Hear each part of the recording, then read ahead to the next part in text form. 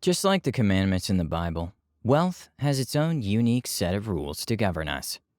These commandments of wealth will help you live in abundance, besides dictating to us how to attain and maintain it. Stay tuned to find how many commandments there are, because I think you'll be surprised at how simple some of them are to stick to. But before we jump right into it, do me a quick favor by subscribing right now, if you haven't already, and hit the like button for that YouTube algorithm. Done? Good. Let's get started. 1. Thou shalt give more value than you take. Wealth and riches have a wide gap in between, and to be wealthy, you have to invest more than what you take out. I don't mean in monetary terms alone, but in different aspects that drive us towards wealth. The corporate world is pretty weird, and in the case where you build other people's lives automatically at the end of the day, you'll have placed your life in the trajectory of success. Yeah, sure, you've heard of people who went on to exploit others to secure more riches for themselves. But tell me, are those people happy and satisfied by their riches? This is the clear line between wealth and riches. Wealth is estimated by how much you've contributed, not by how much you have in your pockets. You can be the richest person in the world, but you can't purchase happiness at a thrift store. So, you better be critical when identifying what you want in life. Is it wealth or riches? 2. Thou shalt create a budget and stick to it. You've been told too many times about the importance of creating a budget. Then why haven't you started religiously creating a budget and sticking to it? It's fundamental for the financial goals that you have a workable budget in place. Analyze your income versus your spending. Sometimes you end up with such a small amount to save, or you could end up with no savings money at all. You'll need to be smart about your spending habits and cut off any unnecessary spending. Remain with only necessity purchases and save the rest to ensure that you're working towards your financial goals. 3. Thou shalt lead an integral life. The third commandment of wealth needs us to be 100% sincere and integral. From research carried out, the most lucrative business ventures tend to be illegal or involve lying, extorting, and forging documents. When in search of wealth, we should avoid such dealings by all means, because it's better to sleep soundly at night than have millions in your account with no peace of mind. The only thing that will deviate you from wealth and success is your principles. Well, if you aren't principled, you'll bite at any deal without considering crucial factors. What keeps customers coming is your diligence and honesty. Don't be fooled that shady deals will keep your business afloat. And even if they do, things will eventually fall apart. The rule of life is simple. If it doesn't feel right, please don't do it. 4. Thou shalt determine your financial goal. You can't get to where the treasure is without a map, a plan, and some tools. This is the same as attaining a financial goal. It's not enough for you to have a picture in your mind that simply reads, "I want to be successful." Unless you have a clear direction of where you're headed, you're pretty much stuck. Make it a habit to set goals and jot down how you'll get there and who you need to support you in your financial journey so that it can be easier. If you're married, you should consider making a plan with your partner. This will create better alignment in your efforts toward achieving this set goal. You'll know which assets to buy first and which can wait until a later date. Don't forget to consider creating a retirement savings account as early as you possibly can. 5. Thou shalt be courageous. Nothing in life is achievable without self-belief and courage. Once you start doubting yourself, even for a minute, then you're on the verge of failing. Considering our social nature, it might be difficult for some to stake out independently in search of wealth. This is, however, a poor man's mindset, as we don't need anyone to pursue our dreams of wealth. As long as you have a well-outlined plan and believe in yourself, you're good to go. Just like we all have unique fingerprint imprints, it's the same way we have unique and different ideologies. Therefore, nobody needs to understand the picture in your head but yourself. 6. Thou shalt make planned and informed investment decisions. You'll find yourself stuck in pyramid schemes and failing investments if you only depend on tips about investing from family and friends. Don't get me wrong, do consider these tips, but do your due diligence about researching them.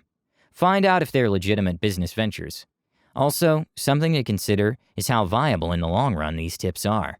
This will ensure that you protect your investment portfolio by restraining you to investments that only align with your objectives. 7. Thou shalt be disciplined. Only the disciplined can achieve a wealthy status. Otherwise, you'll just be dwindling in between social classes. Discipline is important in everything that we do, and once we understand that, tasks will be a lot easier to achieve. Wealth is a wholesome outlook on all the aspects that make an individual, from daily routines to sleeping habits. A disciplined person will achieve much more than a talented individual. So even if you are talented, you have to put in the work and stick to the plan. The number one killer of wealth is procrastination, and once we get ourselves tangled in that yoke, it'll be difficult to escape the inevitable. Wealth only comes to those who search for it, and there's nothing such as instant wealth. It takes a lot more to achieve it. 8. Thou shalt keep debts in check. Too much debt is always a brewing pot of financial disaster, whether it's necessary or unnecessary debt. You must check your debt even when it comes to small credit card purchases, because ultimately, these small debts build up quickly and will end up stalling your financial progress, while you divert all your attention and resources to paying them. Ensure that you live within your means and give up the need for instant gratification. Don't they say delayed gratification in whatever form tastes better than when it's offered too soon? 9. Thou shalt avoid conspicuous consumption. One mistake most of us make is when we start closing in on wealth, we forget ourselves and start admiring a better lifestyle with more vacations and outings. What we don't think of is the impact such spending will cause on our wealth. Those who have turned out wealthy are living testimonies that they had to spend below their means and even sacrifice more of their time doing things that will eventually guarantee them ultimate wealth. The media has made us view wealth as flashy cars, lavish houses, and ecstatic vacations. Don't be fooled and stay on course once you've established financial freedom. You'll get an opportunity to enjoy the spoils of wealth. Contrary to the social view, most legitimately wealthy people live modestly, investing more for a better future. 10. Thou shalt build supportive environments. To smoothen the road to wealth, you need to create a conducive environment to facilitate ease in operations. Whatever you've planned must be executed at the time set out to complete the task. It's human nature to want to ditch plans that you've already committed to, and the only way to avoid this is by having a support system that will get you back on track. Surround yourself with people that will drive you towards wealth. Also, in your daily routines, you must include things that will motivate you to achieve your plans. Life always has sideshows that might deviate you from your course, and having supportive people around will help a great deal to steer you clear of unnecessary distractions. 11. Thou shalt listen to your own voice above any other. We've all heard those sob stories of people who believed in financial fairy tales. There are those where an investor promises you up to 3,000% profit in stocks. All you need to do is send a certain amount, sit back on your couch, and they'll do the heavy lifting for you. A few weeks down the line, as you anxiously check to see the progress, you'll find that you fell into a con man's trap. You've lost most of your money, if not all. Even worse, you've wasted a substantial amount of your time doing nothing. These sad stories always have a similar ending. The deal was too good to be true. I can assure you that there's no person or bank that has a simple solution to a complex problem. Don't be fooled too easily with easy money and no labor, because unfortunately, the laws of finance don't work that way. You have to work before you get paid. You keep working hard for a given amount of time to get paid whilst you sleep. And still, then you have to pay employees who work while you sleep. Remember that it takes money to make money. 12. Thou shalt be frugal, but not miserable. We could call this a financial dieting program, where you have to give up the tasty junk for healthier foods, but still have a cheat day or two to maintain your happiness. Because if you give it all up at once, it would leave you feeling distressed, unhappy, and unwilling to continue with the diet. That's the same for financial freedom, where saving more and spending less isn't always the answer. You have to find a way to cheat through the system and spend less without compromising your quality of life.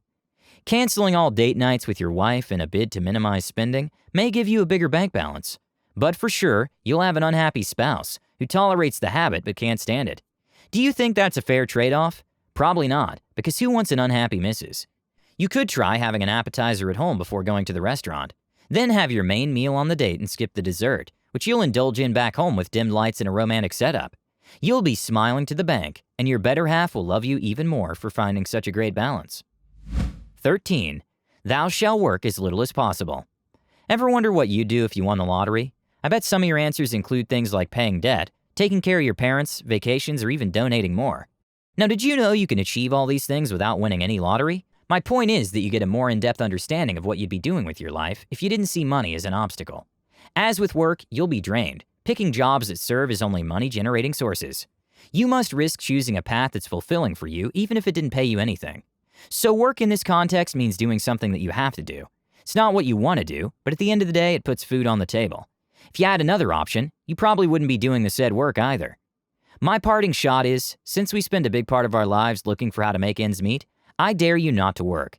Look for things that fill your soul with pleasure and delight, and figure out a way to make money from it. With that parting shot, thank you guys so much for watching today's video. If you're new to the channel, do hit that subscribe button and give this video a big thumbs up if you enjoyed the content. That said, have a great day, and I'll see you guys in the next one.